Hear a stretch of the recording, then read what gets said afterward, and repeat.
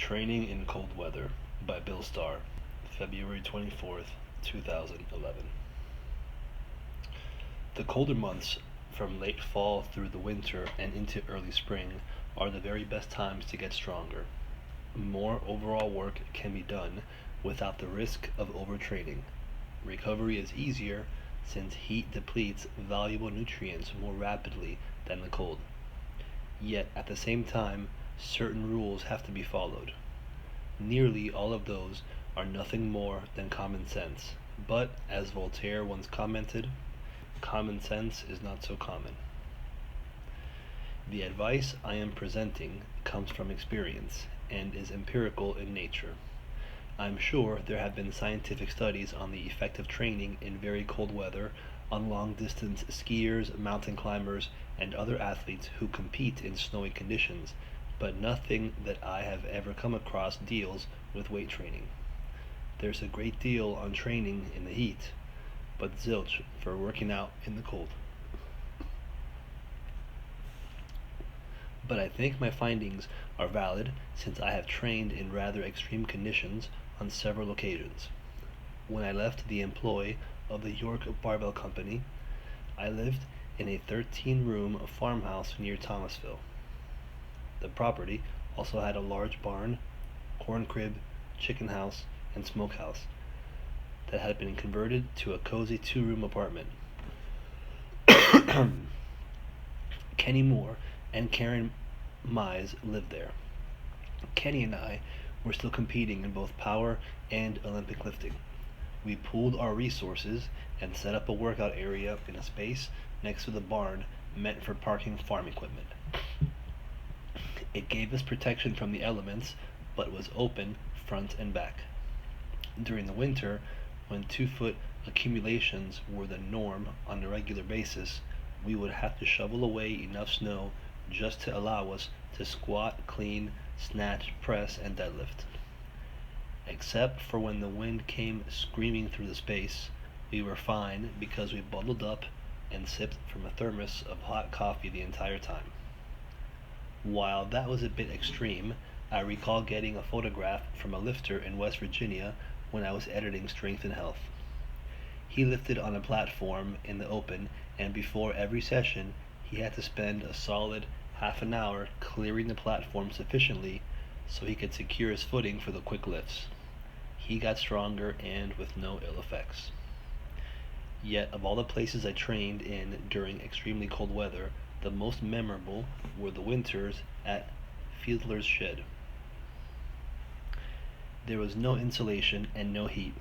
Although there was a stove available, every year the chimney got clogged up by birds building their nests. The one time someone did build a fire, all that resulted was the small room becoming filled with nauseous smoke and fumes. I can recall one workout right around Christmas time, and I was the only fool stupid enough to train. It was bitter cold, 17 degrees Fahrenheit, with wind chill in the single digits. I could have easily bailed, but I didn't, and I ended up getting in a very productive session. The biggest problem I had was keeping my hands warm.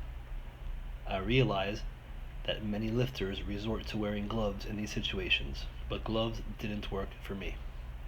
I couldn't grip the bar the way I liked, and they intruded on my line of pull for the quick lifts and presses.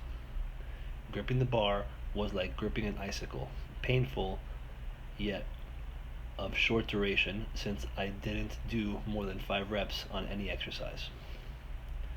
With the cold, while the cold wasn't that extreme, every afternoon or night at the shed, it was always frigid. However, it attracted the best lifters in the country who braved the conditions just to train with others of like mind. Out of that shed emerged 7 national champions: Sam Fielder Sr., his son Sam Jr., my brother Donald, Tom Battles, George Hector, Jim Moser, and myself. And George went on to win a world title in powerlifting. All of these athletes had access to gyms with heat, but they preferred the atmosphere where the intensity was high and where their desire rubbed off on one another. Training at Fielder's Shed was not considered a hardship in sub-zero weather, but an honor. One extremely cold night in January, Jim Moser drove an hour from where he was living at the time in Baltimore over slick, icy roads to train with me rather than going to a much more comfortable facility only a few miles from his home. He wanted instruction on the Olympic lifts and had to clean, snatch, and jerk on a concrete floor which allowed him no margin of error. One forward step and he will be face to face with the staircase squat rack. One false step back and he would encounter the second level of the small room. Stagger either left or right and the bar would encounter a concrete block wall. But having to be so precise with his form and all the while having to deal with moving his feet on cold concrete helped make him a better lifter. And I can still see him going through a set of cleans and snatches with steam coming off his entire body. He appeared to be some mystical creature performing an ancient ritual, which in a sense is what he was doing. I also trained at the Hanover Y a few times in the dead of winter with Bob Miller and Kenny Moore. The weight room was on the third floor and for some reason the radiators didn't work well at all. After every set, we would rush over and place our hands directly on them, seeking a bit of warmth for our tingling appendages. It made us stronger. Yet all these stories pale in comparison to many of the exploits of pioneers and those who have traveled to the gold fields in the frozen north in the late 1800s. Jack London wrote some of the most vivid descriptions of the hardships encountered of the quest for gold, but I recently read an account that relates to those of us who train consistently in all kinds of weather. In Journey, James McInner gives the account based on factual information he painstakingly gathered about the adventures of 5 men traveling from Edmonton, Alberta, up the Mackenzie River almost to the Beaufort Sea, in order to make their way to the gold fields in Dawson on the Yukon River in 1897 and 1898. Before the winter set in, they pulled off the river, built a cabin, and hunkered down for the duration, which in this latitude meant they would be locked in for 7 or 8 months. They had brought enough food and were able to find plenty of game, so that was no problem. They had also brought a supply of ascorbic acid to counteract scurvy.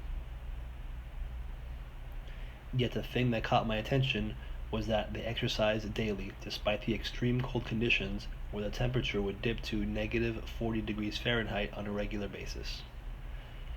As soon as the cabin was finished, Lord Evelyn Luton, the leader of the expedition, instructed the others to lay out a quarter-mile track and insisted that everyone, including himself, do 3 laps around it twice a day without fail, which is exactly what they did, and they all not only survived the long winter, they thrived.